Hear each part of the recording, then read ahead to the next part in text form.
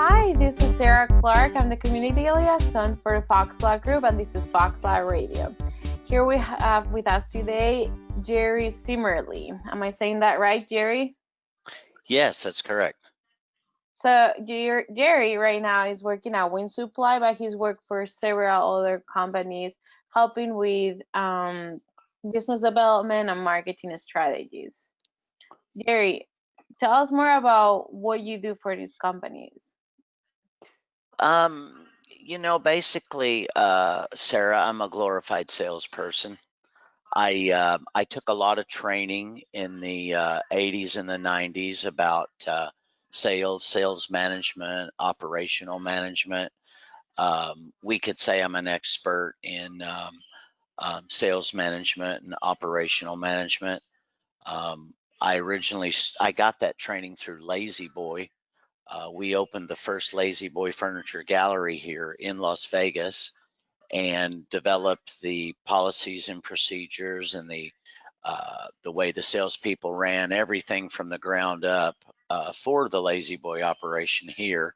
And a lot of that was taken nationwide. So I took that education, and when I left Lazy Boy, I was kind of trying to find out what I wanted to do and what I wanted to be, and um, I had been in the trades as a young man, and as a worker in the field, more specifically an installer of HVAC. And so I got around plumbing and the trades. I started with Absolute Flood and met all the plumbing contractors here in town, joined the PHCC, and it just kind of took off from there. So when I would meet people, I would go on various projects based upon that skill set. Um, in other words, I'm working for AFR for many years, and got them all set up, and wanted to do something a little different. And we hired, if you'll remember, TJ that used to work at Absolute Flood. They hired him, I trained him, put him into place, and then I went and did a project at Focus Plumbing. And for those who don't know, PHCC is the plumbing, heating, am I saying it Cooling. right? Cooling contractors. So it's an association that helps the trades a lot, and you've been severely involved in it. Correct. The PHCC is actually one of our nation's oldest associations. The Plumbing, Heating, Cooling Contractors. Hello, fresh water and safe removal of wastewater is pretty important. And even before we lived in the desert in Phoenix and in Las Vegas, where we needed air conditioning, we had to have water.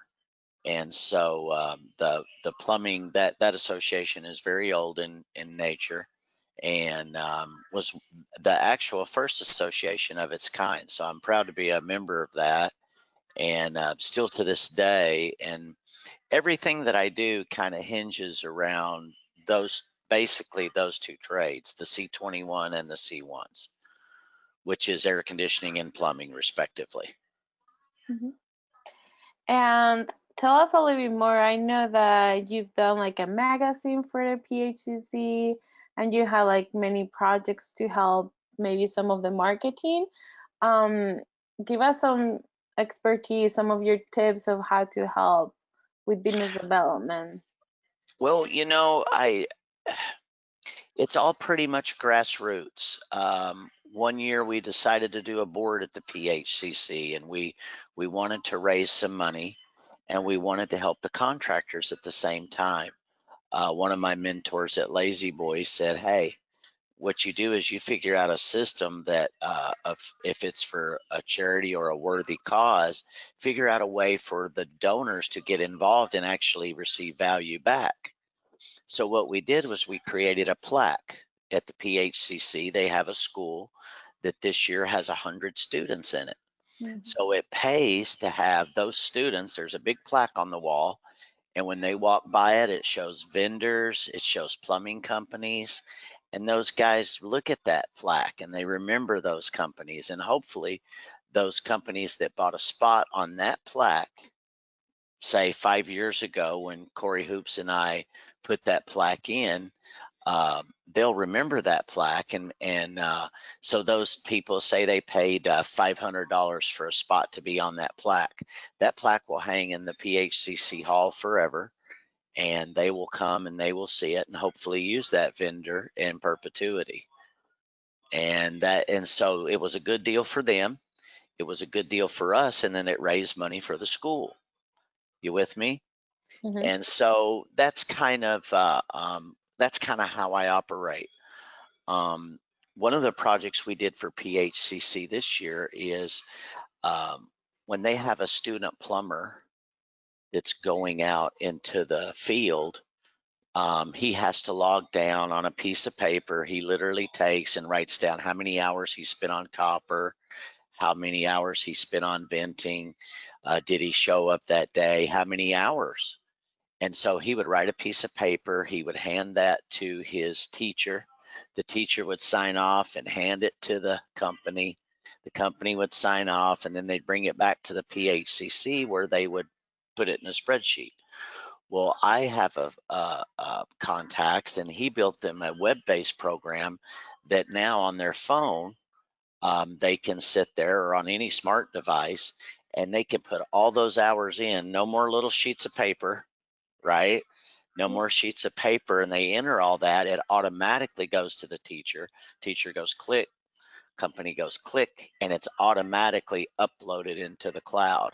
So it just saves the PHCC hours. Now, why do I do those things? Because I have found that as I help the industry, right, and serve the people, the business comes secondary, but almost automatically. So when people say, well, how do you come up with this stuff and why do you do it? Um, well, I come up with it because there's a need, right? Yes. And if we meet that need and do it in a fiscally responsible way, it just works great for people. And that's basically kind of the gist of everything, like the magazine you mentioned. Hmm. How the reason we created that magazine is we wanted plumbers to get educated.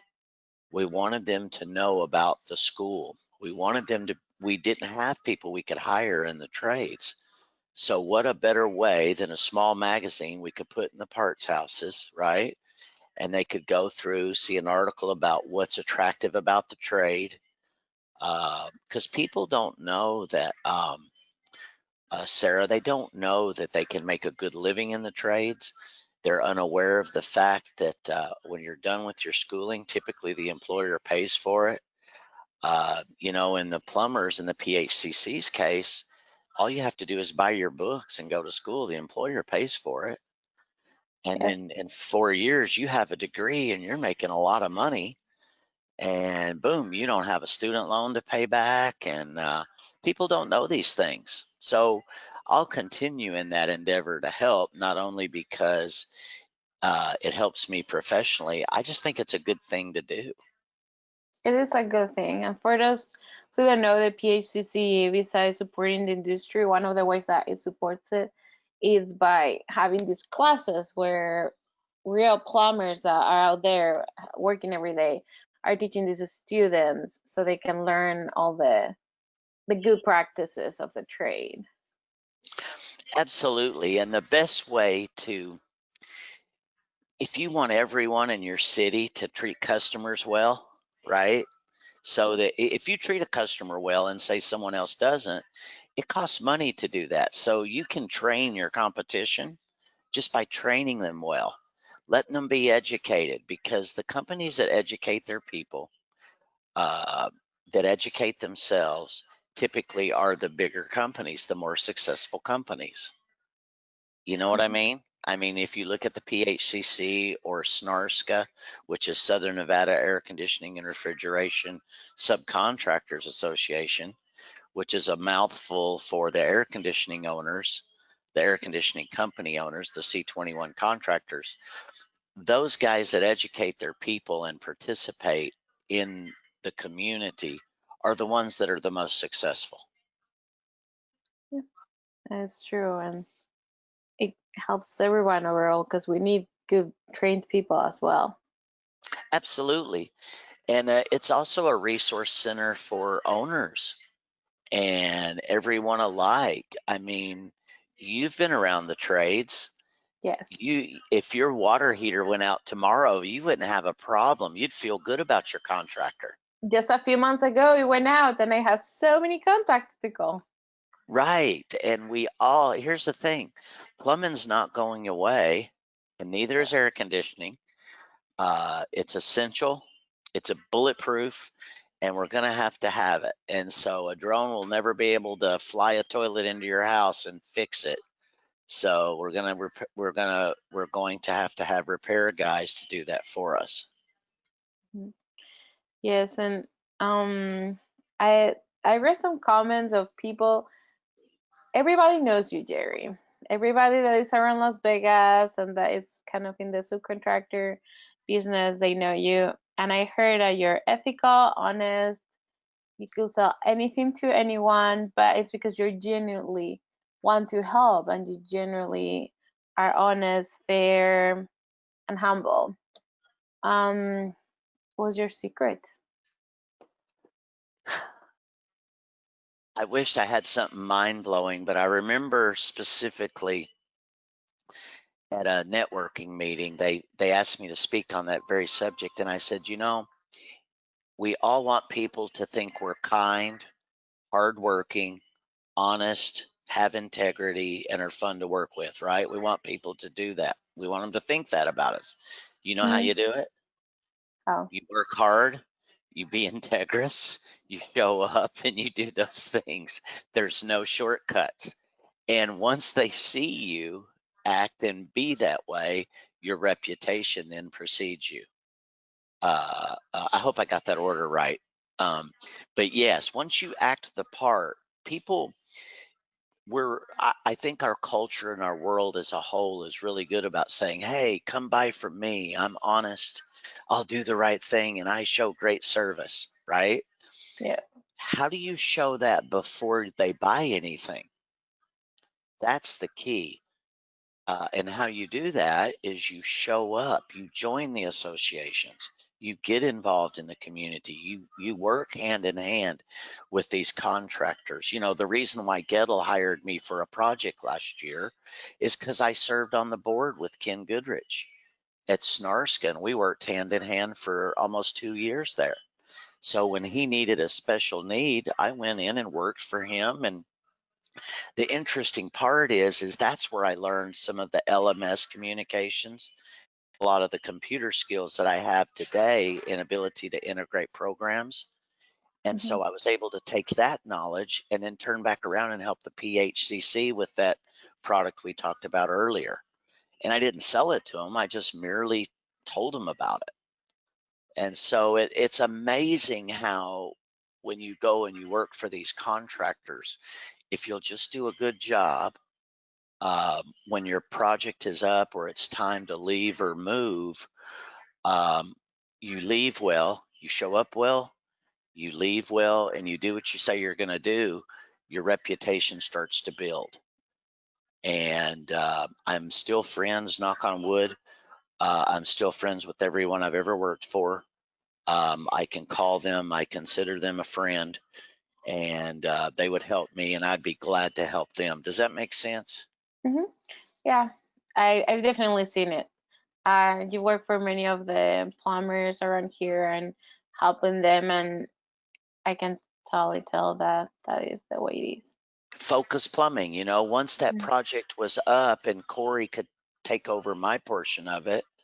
So it just worked great. And when I needed a plumber last week, that's who I called.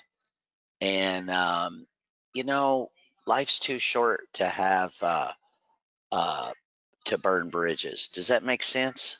Mhm. I would say to anyone out there that's coming in the field, go and work with the community, do your very best work, and don't burn bridges.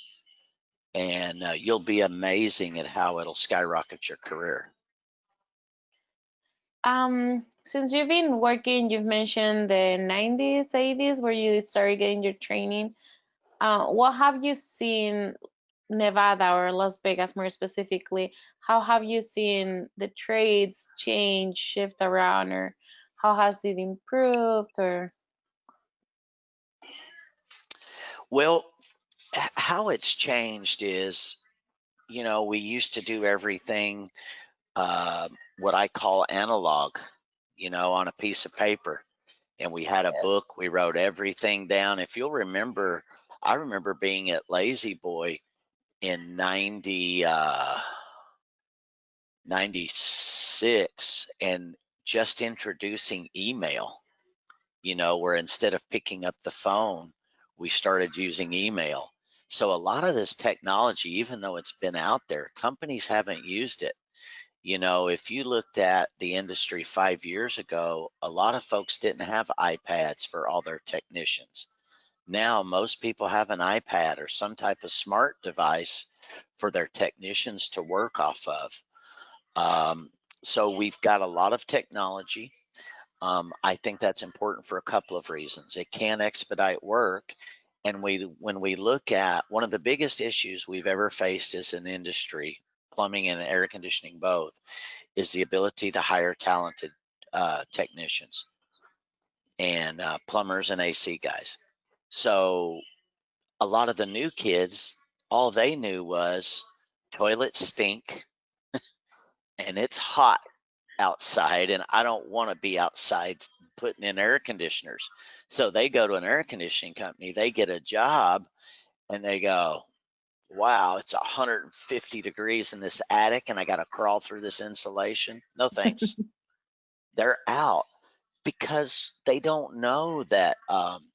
They don't know how lucrative it can be. They don't understand that it's not summer all year here. yeah, There's another time of year, and they don't understand when you first start. When you first started in life, did you make a ton of money?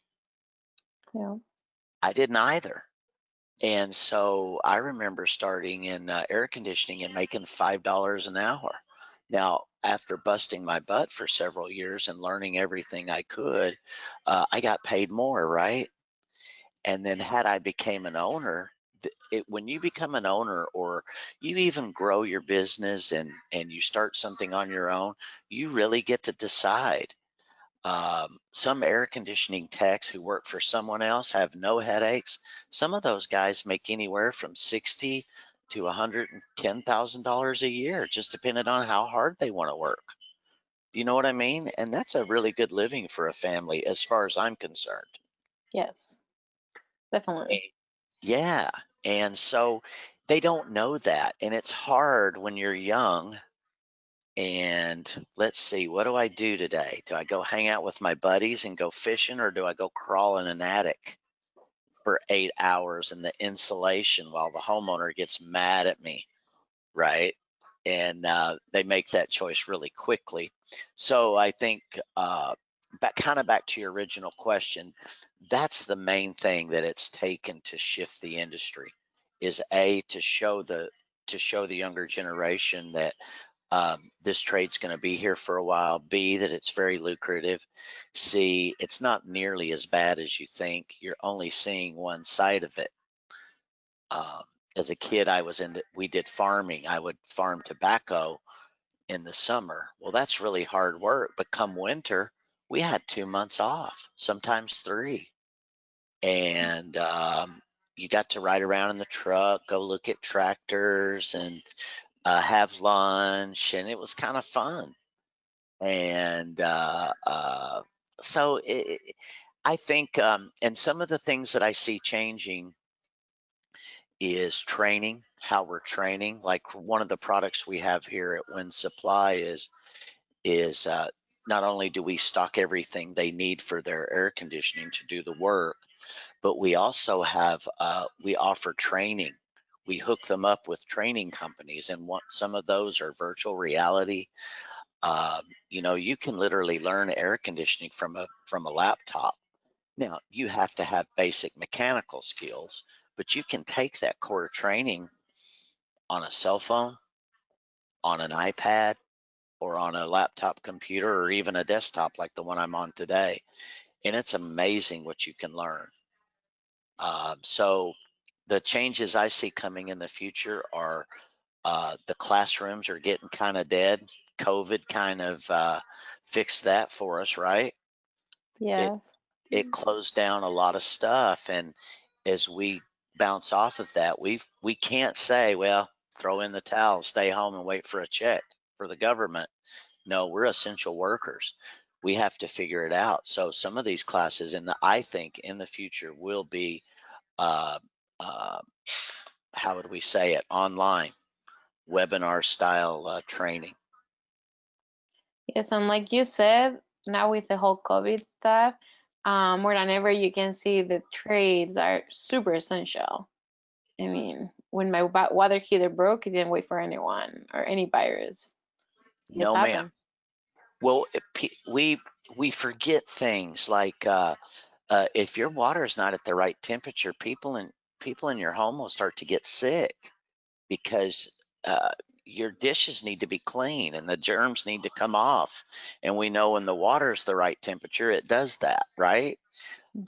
One of the big things in air conditioning right now is ultraviolet rays to kill contaminants in the air, even viruses. There's better filtering than ever before. One of the products that we just purchased that we're selling to contractors throughout the valley is antimicrobial ductwork. Remember, if you'll remember back 20 years ago, you probably don't remember, but Mm, shower curtains didn't have they would mold and mildew. mhm. Now the shower curtains all have antimicrobial stuff built in, so they don't mold and mildew like they used to. Well, now they make flexible ductwork that has antimicrobial features, and they've literally produced millions of feet of it, and there's no mold or bacteria growing inside that ductwork. It's very cool. And then they have a way to kill the germs. There's filtering systems. So, especially as we get into COVID, you're going to see improved air quality inside the home. People are calling for it. Yes. Uh, uh, there's new products, ductless air systems. Sarah, ductless air systems in Europe, they have what they call mini split units, and they use cassettes, and they have a basic unit outside, and in my home, every room would run off of its own kind of air conditioning unit, and it's quite efficient. And think about it. Where do you need air conditioning at 5 o'clock in the evening in your home? In the living room and in the kitchen, right? And in the Yes. dining area. The bedrooms, no, you need heating and cooling back there at night. So, how mini split systems work is they're in zones, and those zones heat and cool when you need them, not when you don't. And technology is really going to come a long way, and we're going to see a lot of changes in the next 10, 15 years. My husband will surely love that. He, Absolutely. Especially like if you have a little hobby room, what's those she shacks that girls like to have where they go and they do their things, or there's the garage guy. They got an air conditioner for the garage and they got a heater for the girls' room. She can keep it as hot as she wants to in there, and they work off this, yeah, and they work off the same energy. So it's really neat. And so what's our job? What's my job as a business development guy? My job is to go and explain that to folks and show them the new things. Uh, and I'm not promoting, but the point is like we're having a class next month on it, on how these mini split systems work, how the system design and sizing. How do you do that? Well, if you haven't ever designed or know the system sizing, we're having a class to teach people about it. So all this is about education. It's about training. I think sales has changed. People say, well, Jerry, you sell a lot. You could sell anything to anyone. No, no, I can't, but I can educate people. I can educate them. People don't buy like they used to. They don't buy from a slick talking salesperson. Who they buy from is someone that'll help educate them so they can make the best choice. People are smart. They know how to look up stuff on their own. You with me? Mhm. And when you go to a store to buy a product, chances are you already know more about that product than the salesperson there does. How many times has that happened to you? You walk in and they don't know. And if not, I look it up in the moment. If I see something I wasn't Right. looking for, I'm like, oh, let's see what this is. I see I see not just my job as a person, but salespeople as a whole. I Hmm. see their job being more of educators and purveyors of knowledge more than let's count the money. You know, I see a cultural change there because people don't want all that. And who likes salespeople? Oh, right? Well, Because everybody there's likes you, but well, you're good.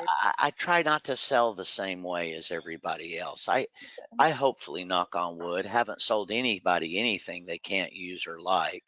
And if I did, I don't want them to have it, and I think most salespeople do that as well. I just happen to love people a little bit more. I'm a little immature, and that makes me a little more attractive and a little more fun to people. And because I just kind of be myself out there, and I have a good time, and I truly enjoy um, our industry. I enjoy the people. I remember things like your sister and when she went off to school. I remember when you had your first baby. I Yeah. remember all that. I remember meeting your husband. I remember coming by your law office and taking classes and meeting Kirk and Leland. Yes. Yeah. And so, his family's my family. And if I needed anything in construction law, I could call him. It's an amazing thing. And it's really an old fashioned thing called community, right? And I Yes. think we forgot about what community really means. All it means is do the right thing, keep your nose clean, and if you say you're going to be there, be there. If you're not, don't. But do what you say you're going to do, and you'll do well. That's been my experience. That is great, and thank you so much for all these tips that you gave us. And you mentioned you were for Wind Supply. How can we find you if we need to? You know, uh, we opened our store Winsupply HVAC back in July. We're right on Procyon in the old Ferguson building, and we're here to make sure that the Seek 21 contractors get two things. We're here to make sure the products we have are good products, and B is we're here to make sure they get the knowledge that they need, the training, the education, and we want to offer choices. You know, this product, the mini split, for some people, that's a great product. If you're doing service and repair, you need another product. Whatever we have, we want it to be the best. And you can find, we're easy to find. I'm always easy to find. Jerry Zimmerle on Facebook. And if I don't have it, I'll send you to the right place, and we'll get them there. Perfect. Thank you so much for being with us today, Jerry. Hey, And thank you, Sarah.